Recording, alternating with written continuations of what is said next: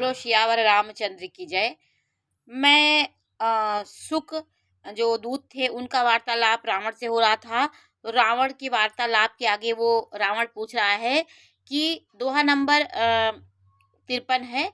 इसमें रावण उससे पूछ रहा है कि भई भेंट की फिर गए, श्रवण सुजस सुनि मोर, कहाँ से नारी पुदल तेज बल, बहुत चकित चित तोर। उसने कहा कि तेरी भेंट हुई या वे कानों से मेरा सुयस सुनकर ही लौट आए।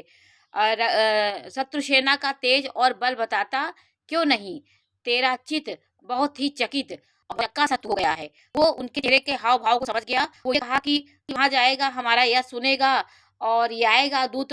लेकिन दूत वहां की प्रभुता देख के चकित हो गए, भी उसको आश्चर्यचकित हो रहा था। नाथ कृपा करी ऐसे, मां कहा क्रोध तजी जैसे। और मिला जाई जब अनुज तुम्हारा, जाहि राम तिलक तही सारा।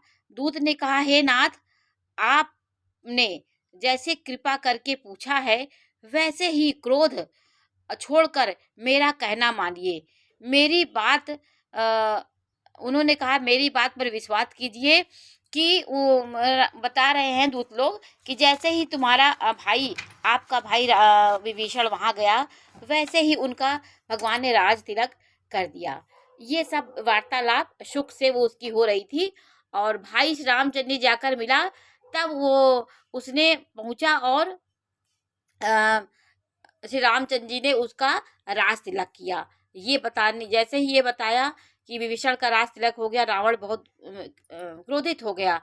तो रावण दूत हमें सुनि काना, कफिन बांधी दीन दुख नाना। तो श्रवण नासिका काटे लागे, राम शपथ दीने हम त्यागे। वो बताने लगा कि हम रावण के दूत हैं, यह कानों से सुनकर वानरों ने मुझे बांध कर मारने लगे। तो मैंने वहां तक मैंने कहा कि मेरे नाक कान काटने लगे। तब मैं श्री रामचंद्र जी का सौगंध दे करके उन लोगों को कहा कि आपको हमारे रामचंद्र जी का सौगंध है। तब उन्होंने उसे छोड़ दिया।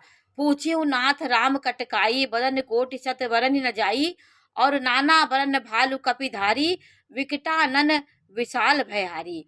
उसने सारे वानरों की सेना की प्रभुता बताई। हे नाथ, आपने श्री रामचंद्र जी की सेना पूछी, वह 100 करोड़ मुखों से भी नहीं वर्णन किया जा सकता। अनेकों रंगों के भालू और वानरों की सेना है, जो भयंकर मुख वाले, विशाल शरीर वाले और भयानक है।